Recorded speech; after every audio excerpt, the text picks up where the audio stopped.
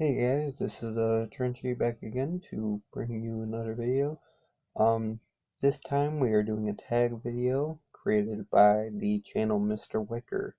He's a channel I discovered through Horrific Nightmares JM because of this tag we're about to do, and he's a very good, interesting channel. I'll leave his link down below. He is another horror channel, and he seems to be been on here for a while, and he seems to be pretty knowledgeable about the subject.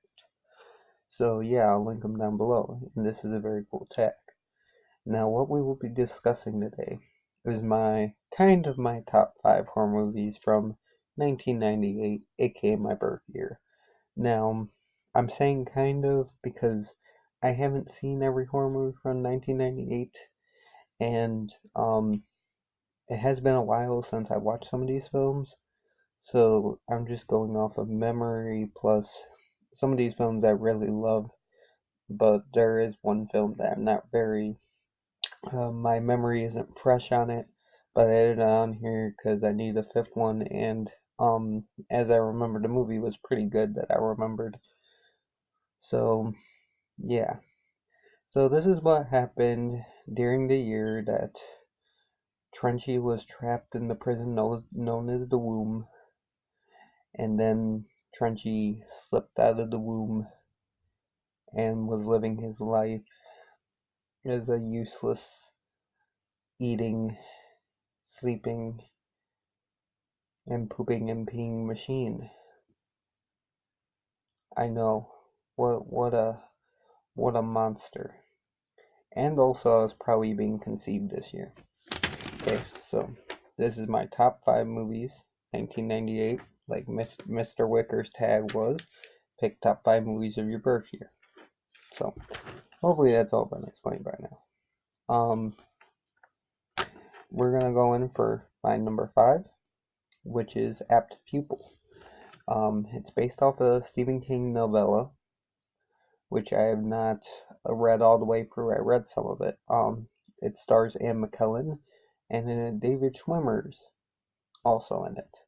Um, I don't have the best memory on this one, but I remember this being pretty good. I I know it's not really seen as a really good adaptation. I would need to rewatch it to kind of, because it's been such a while, I would have to rewatch it to kind of make my view on that and read the novella, of course. Um, but this was a very fine movie, I remember. There is a really awesome scene where Anne McKellen is doing a Nazi march. He plays a Nazi, and what the story is about is this young boy doing a paper on World War II finds this Nazi and starts forcing him to tell him stuff, and they form this like parasitic relationship that starts affecting both of them in a negative way. And there's this scene where he's forcing Anne McKellen's character to march. And after a while, the boy loses control and he starts marching kind of by his id. He's being controlled by his cerebral id in his brain and instinct, and he's just marching beyond the boy's control and beyond his control. The switch inside of him has been flipped on, and he's been totally back in the Nazi mode until finally he's able to get back control due to the boy freaking out. He's able to get back control, and it's a very awesome scene. And he looks at the boy, and he's pretty much like, you don't know what you're fucking with, kid. I would stop, you know. You don't know what you're fucking with. So yeah, like I said, I gotta rewatch this one. But yeah, Apt People. Number 4 was Bride of Chucky. This is just a fun movie, you know. You got Brad Dourif and Jennifer Tilly. Um, what happens is Chucky goes, ends up at his old girlfriend's house. He kills her, transfers her soul into this doll, and then they end up going on a road trip with two lovers who are running away from their family. Um, Running away. I forgot what they did, but they're on the run, and then Chucky and Tiffany kind of tag along with them and kill some people. And it's a very fun scene. I love it when they killed the swingers. I know I've mentioned this before. This was actually on my Flashback Saturdays video. I think was it 2 years ago or something? It was my Slashback. It was like a year ago. Slashback hasn't been going on that long. It was for the theme of slashers that came out on your birthday year, and I chose this. Um, yeah, Bride of Chucky's just a great slasher, man. It's just lots of fun. You get Chucky and Tiffany's kind of love relationship and their marital issues, and it's just good.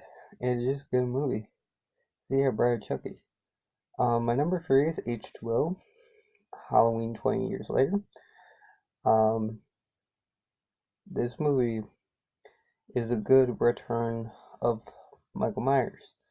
And not return of Michael Myers, I return of Laurie Strode, the main character. We finally got to see Laurie again.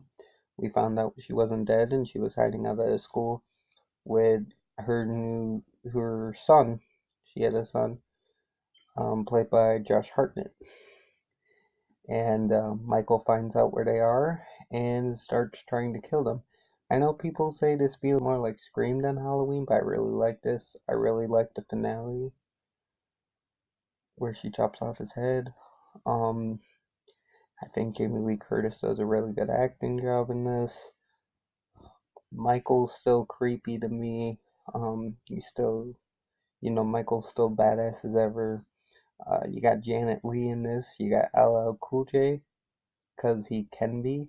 Um, and yeah, and what's his name too? The guy that played Robin in Batman. No, The Dark Knight Rises. In The Dark Knight Rises, the guy that played Robin in that, he's in this. Joseph Gordon-Levitt. Yeah, Joseph Gordon-Levitt is in this as well. Um, just a really good return of Laurie Strode, and just really fun. Sadly, we had to get Resurrection after this, but H2O is still really good. I don't care what people say. It's too much like Scream. I liked it, you know. So yeah, number three, H2O Halloween 20 Years Later, and number two is Blade.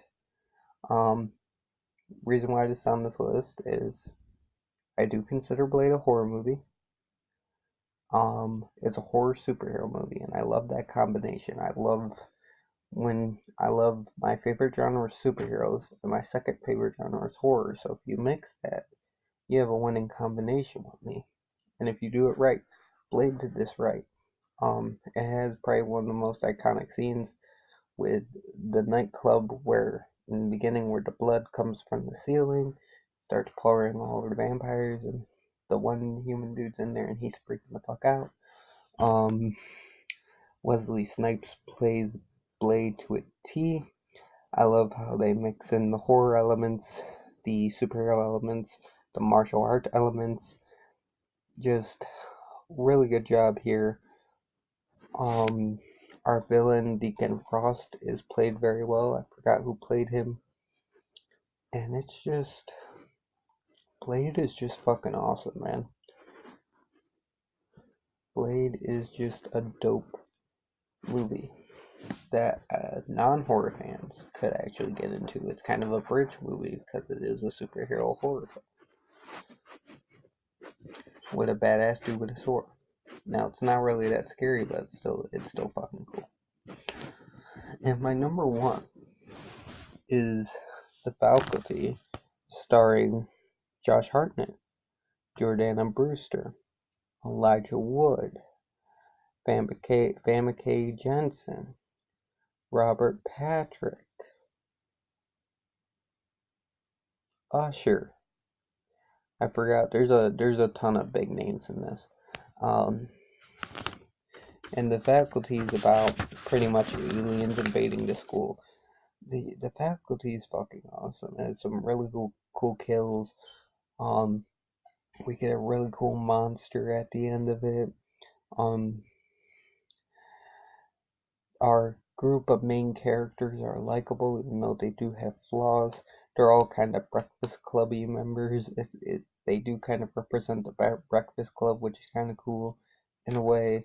Um, Josh Hartnett really is a standout. This was like a good year for Josh Hartnett. He plays a really badass character in this. And our teachers, man, our teachers are, when they get possessed by the aliens, they're fucking freaky as hell, man.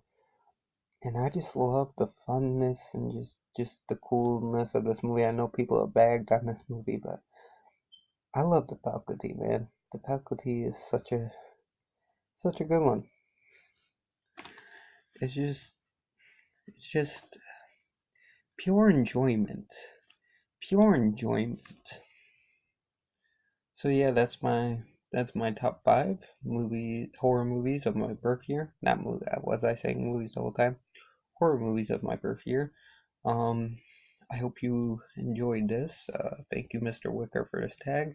If anybody wants to join, it's open. This is an open tag. I'm not tagging anybody individually. Like everybody else, I'm just sending out that open invitation. If you want to grab it, go right ahead. Okay, so I hope you guys have a nice day. Stay frosty. This is Trenchy signing off. Beep pop boop. Shit. I missed the button, didn't I? Okay, we'll try that again. Beep bop boop.